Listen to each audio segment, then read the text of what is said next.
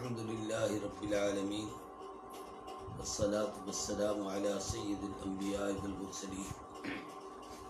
اما بعد فاعوذ باللہ من الشیطان الرجیم بسم اللہ الرحمن الرحیم ولا تحسبن الذین قتلوا فی سبیل اللہ اموات بل احیاء عند ربهم یرزقون قال النبی صلی اللہ علیہ وسلم لکل نبی رفیق رفیقی فی الجنت عثمان صدق اللہ العظیم و صدق رسولہ النبی الکریم اللہم صلی علی سیدنا مولانا محمد وعلی آل سیدنا مولانا محمد النبی الامی وعلی آلہ وصحبہ وبارک وسلم تسلیما کثیرا کثیرا۔ سامعین و ناظرین محترم، 18 ذو الحج امام مظلوم شہید مدینۃ الرسول امت مسلمہ کے تیسرے خلیفہ اور فرمانروا رحمت کائنات امام الانبیاء سیدنا محمد رسول اللہ صلی اللہ علیہ وسلم کے دور داماد سیدنا عثمان بن عفان رضی اللہ تعالیٰ عنہ کا یوم شہادت ہے۔ اس مناسبت سے میں بالکل مختصر سی چند باتیں آپ کے سامنے عرض کرنا چاہتا ہوں اور میں اس کا سہارا لینا چاہتا ہوں۔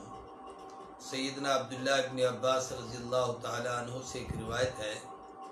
وہ فرماتے ہیں کہ حضرت عثمان ابن عفان رضی اللہ تعالیٰ عنہ نے اپنی ایک انگوٹھی بنوائی تھی اور اس انگوٹھی پر ایک دعا لکھی ہوئی تھی، اور وہ دعا یہ تھی کہ اللہم احینی سعیدا و امتنی شہیدا، اے اللہ مجھے زندگی سعادت کی دے اور مجھے موت شہادت کی دے۔ اور جناب سیدنا حضرت عبداللہ ابن عباس رضی اللہ تعالیٰ عنہما، یہ نبی کریم صلی اللہ علیہ وسلم کے چچا زاد بھائی حضور کے چچا حضرت عباس کے فرزند ارجمند ہیں۔ یہ فرماتے ہیں کہ میں نے حضرت عثمان کی سیرت اور زندگی کو دیکھا، جیسی دعا مانگی اللہ نے ویسی پوری کی کہ پوری زندگی سعادتوں والی اور ان کی موت شہادت کے ایک اعلیٰ مقام والی۔ تو میں پوری زندگی، یقیناً اس وقت پوری گفتگو نہیں ہو سکتی، اس دعا کے تذکرے میں اور اسی کی مناسبت سے کچھ باتیں عرض کرنا چاہتا ہوں۔ سعادت کا لفظ خوشبختی، نیکی، خیر اور بھلائی کے لیے آتا ہے۔ قرآن پاک میں اس کے مقابلے میں ایک لفظ ہے شقاوت کا، شقی۔ شقی کہتے ہیں بدبخت کو، اس بدبخت کو، اس نالائق کو جس کے حصے میں کوئی خیر نہ ہو، اور سعید اس کو کہتے ہیں جس کی زندگی بھلائیوں کا مجموعہ اور خیر کا مجموعہ ہو۔ تو اب حضرت عثمان بن عفان رضی اللہ تعالیٰ عنہ کی پوری زندگی اس دعا کے نتیجے میں سعادت مندی والی ہے۔ میں اس کو انتہائی مختصر کر کے یوں عرض کرنا چاہتا ہوں کہ حضرت عثمان بن عفان کو کچھ سعادتیں اللہ نے ایسی عطا فرمائیں، یوں تو بے پناہ سعادتیں ہیں، یعنی ان کی نسبی سعادت، خاندانی سعادت، ایمانی سعادت، قرآن پاک کی تعلیم کی سعادت، عبادت کی سعادت، نیکی کی سعادت، نبی کریم صلی اللہ علیہ وسلم سے نسبت کی سعادت، صاحب دولت ہونا، یہ دنیا کے لحاظ سے ایک بڑی سعادت، پھر اس کے ساتھ سخی ہونا اور بڑی سعادت، صاحب حیا ہونا، اس سے ایک بڑی سعادت۔ سعادتوں کی کوئی انتہا نہیں، لیکن میں ان سعادتوں کو 4 حصوں میں تقسیم کرنا چاہتا ہوں۔ ایک درجہ سعادت کا وہ ہے کہ جن میں سیدنا عثمان بن عفان رضی اللہ تعالیٰ عنہ، خلفائے راشدین سیدنا ابو بکر صدیق، سیدنا عمر بن خطاب اور سیدنا علی بن ابی طالب رضی اللہ تعالیٰ عنہ اجمعین، ان تینوں خلفاء سے ممتاز ہیں۔ دوسری سعادت حضرت عثمان بن عفان کو وہ ملی جس میں آپ جماعت صحابہ سے ممتاز ہیں۔ تیسری سعادت ادھر ملی کہ جس میں آپ نبی کریم صلی اللہ علیہ وسلم کی پوری امت میں ممتاز ہیں۔ اور چوتھا سعادت کا وہ درجہ جس میں حضرت عثمان بن عفان حضرت آدم سے قیامت تک کی پوری انسانیت میں ممتاز ہیں، اور یہ سعادتیں حضرت عثمان بن عفان کے حصے میں آئی ہیں۔ اس میں پہلا پہلو آپ دیکھیے کہ حضرت عثمان بن عفان خلفائے راشدین खलीफा अव्वल बिला फसल सैयदना अबू बकर सिद्दीक रज़ी अल्लाह तआला अन्हु, खलीफा सानी मुराद रसूल सैयदना उमर इब्न खत्ताब रज़ी अल्लाह तआला अन्हु और खलीफा राशिद इमाम आदिल सैयदना अली इब्न अबी तालिब करमल्लाहु वजहहु रज़ी अल्लाह तआला अन्हु। इन तीनों बुजुर्गों में हज़रत उस्मान इब्न अफ़्फ़ान को जो खुसूसियात हामिल हैं और जो सादतें इनके हिस्से में आई हैं, उनमें पहली सादत ये है कि ये 2 हिजरतों के मालिक हैं, जुल हिजरतैन हैं। ये सादत ना हज़रत अबू बकर को मिली, ना हज़रत उमर को और ना हज़रत अली को। हिजरतें उन्होंने की, लेकिन उनकी एक एक हिजरत थी, इन्होंने दोहरी हिजरत यानी 2 हिजरतें की। दूसरी सादत हज़रत उस्मान इब्न अफ़्फ़ान की इन खुलफाए राशिदीन में ये है कि इन तीनों ने जो खिलाफतें की हैं, उनके ज़माने खिलाफत में सबसे बड़ा ज़माना खिलाफत सैयदना उस्मान इब्न अफ़्फ़ान रज़ियल्लाहु ताला अन्हु का है। हज़रत अबू बकर सिद्दीक रज़ियल्लाहु ताला अन्हु की खिलाफत का दौर 2 साल है।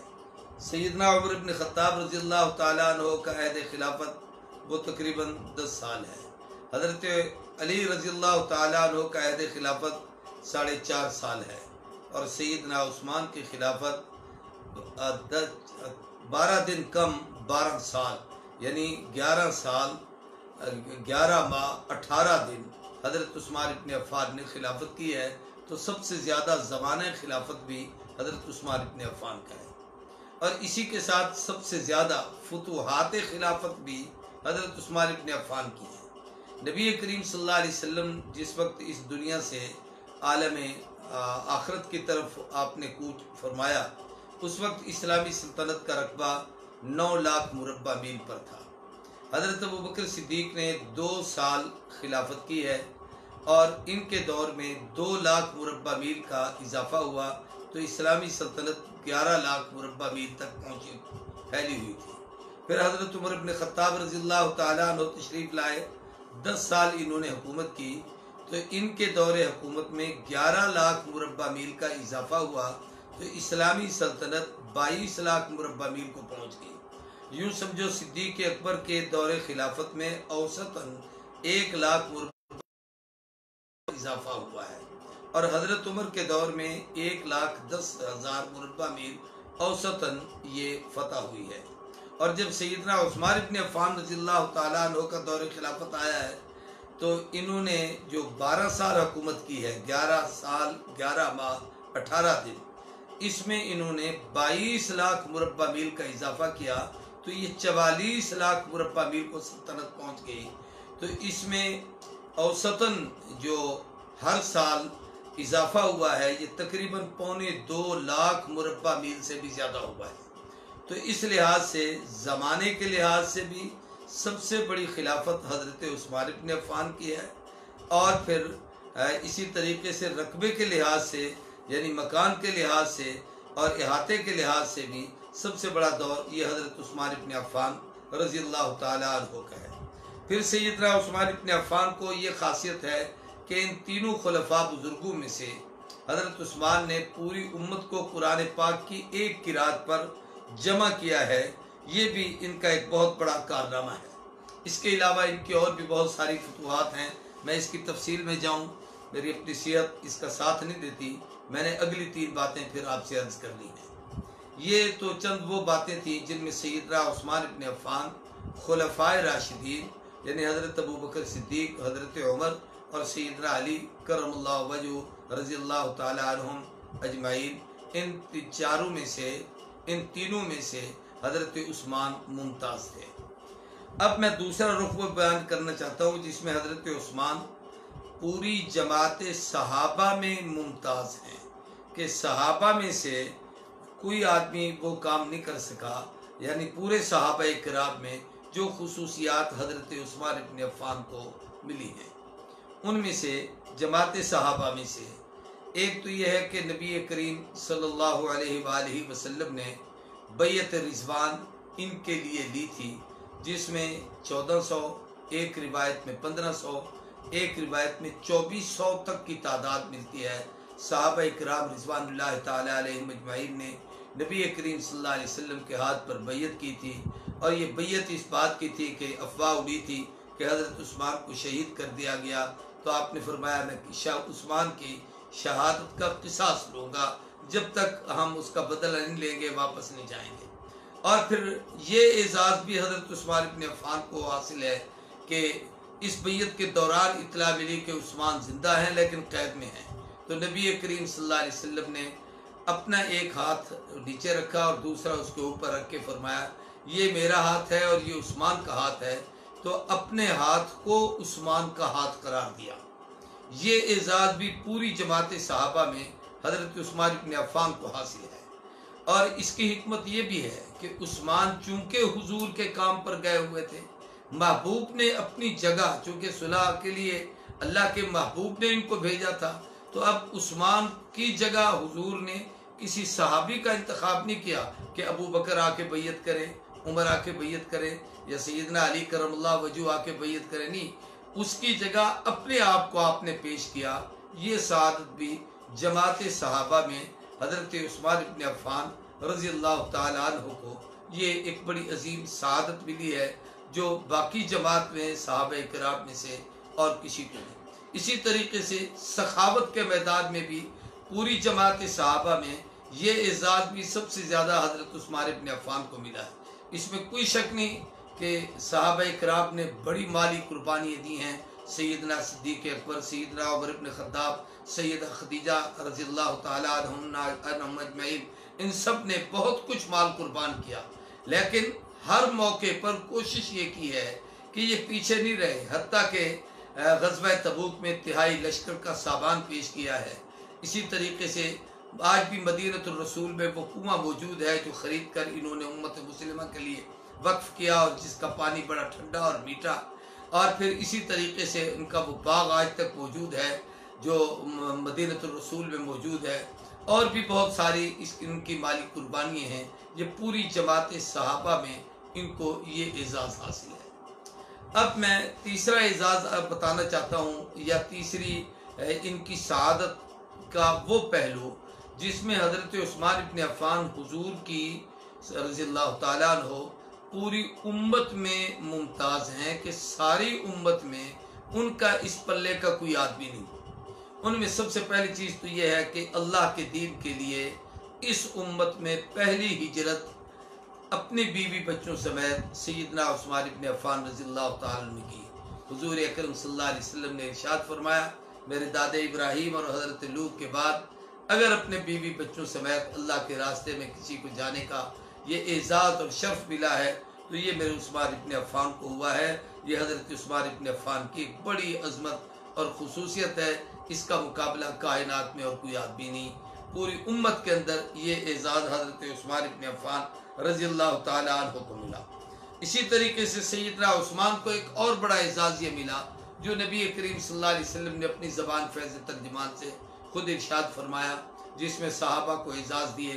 ارحم امتی بامتی ابو بکر، میری پوری امت میں سب سے بڑا رحیم و کریم ابو بکر صدیق ہے۔ اب یہ پوری امت میں ارحم ابو بکر ہے۔ اشدہم فی امر اللہ عمر، میری پوری امت میں دینی معاملے میں سب سے زیادہ غیور اور سخت مزاج وہ عمر ابن خطاب ہے۔ ایسے سیدنا علی المرتضیٰ کرم اللہ وجہہ کے متعلق فرمایا اقضاہم علی، میری پوری امت میں سب سے بڑا قاضی، چیف جسٹس اور ججمنٹ کی طاقت اور قوت وہ علی ابن ابی طالب میں ہے۔ تو آپ نے سیدنا حضرت عثمان ابن عفان کے متعلق فرمایا کہ استقہم حیاء عثمان،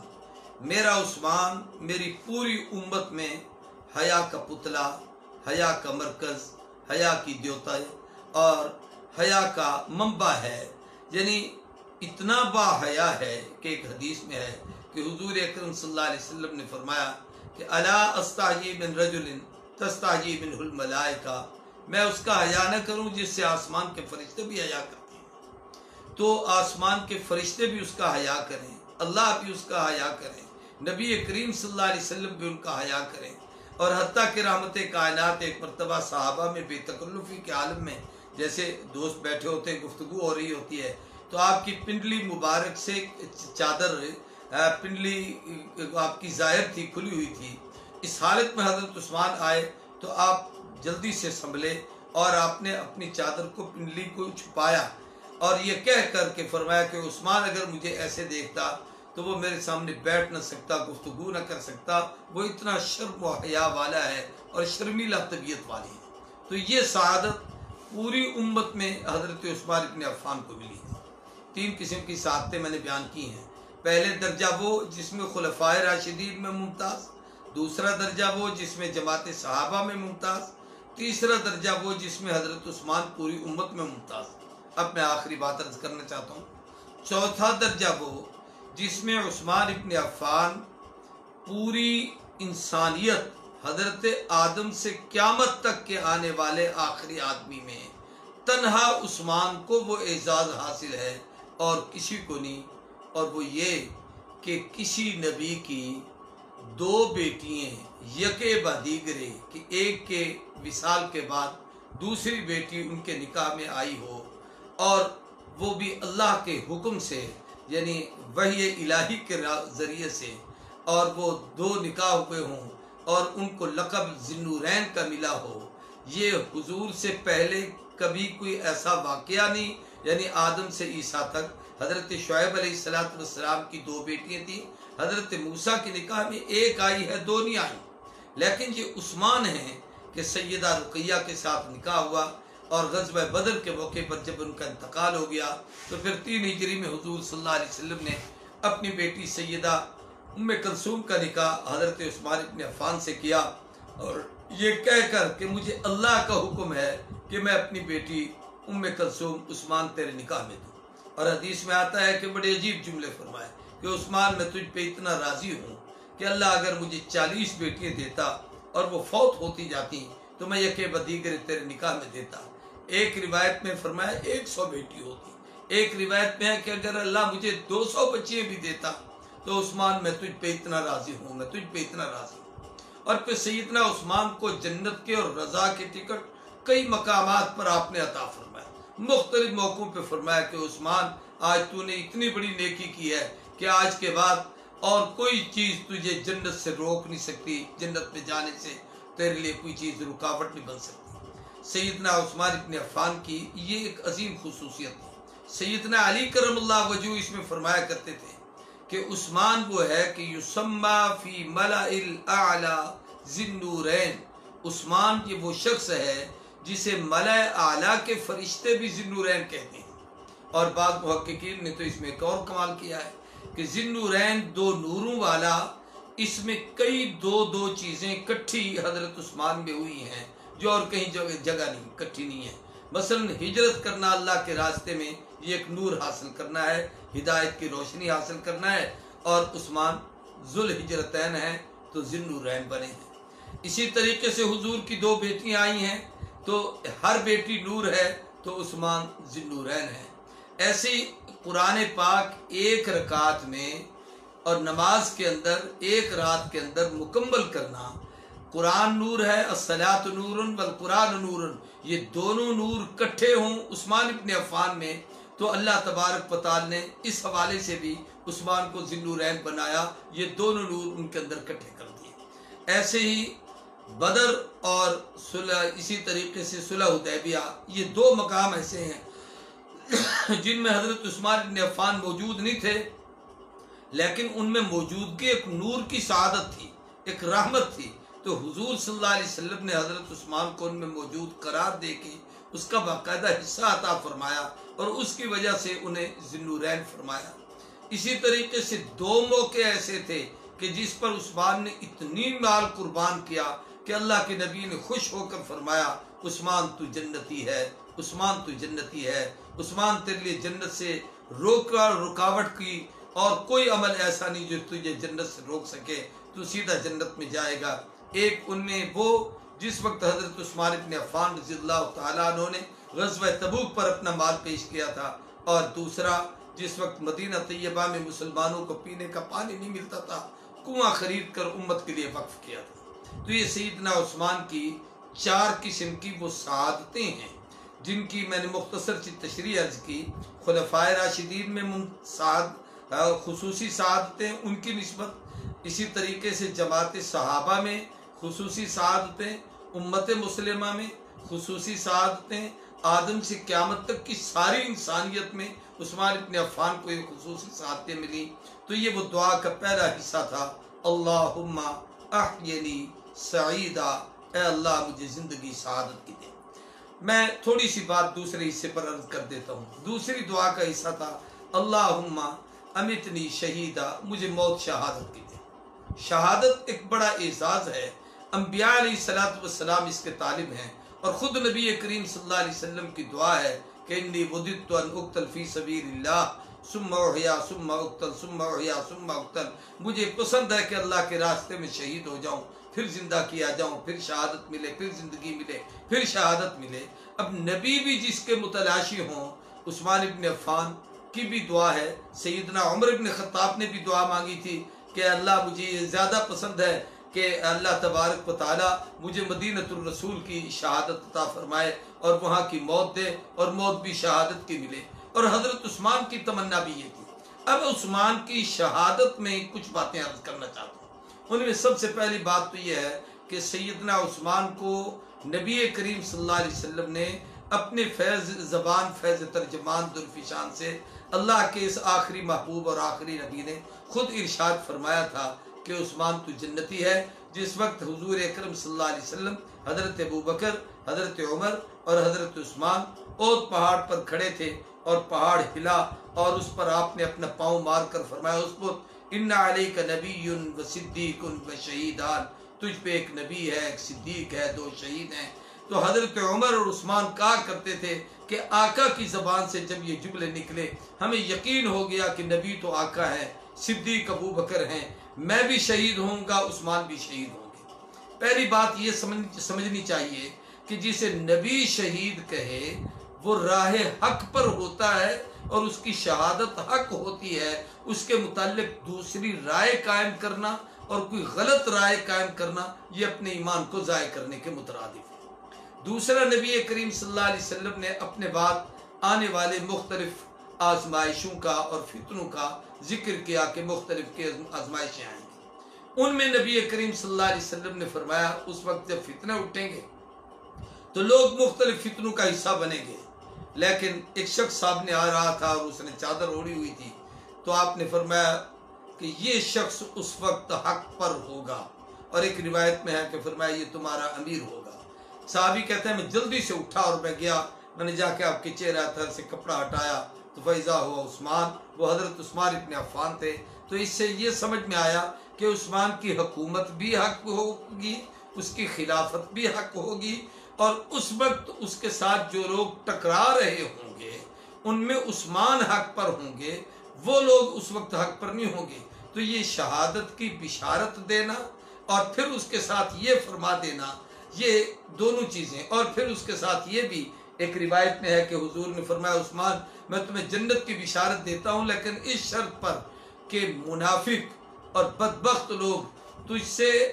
اللہ کی طرف سے دی ہوئی وہ خلافت کی چادر اتارنا چاہیں گے، تو اپنی جان تو دے دینا، وہ چادر نہ اتارنا۔ تو اس سے پتہ چلا کہ حضرت عثمان ابن عفان نے وہ منافقین کے مطالبے پر خلافت کیوں نہیں چھوڑی، یہ اللہ کے نبی کی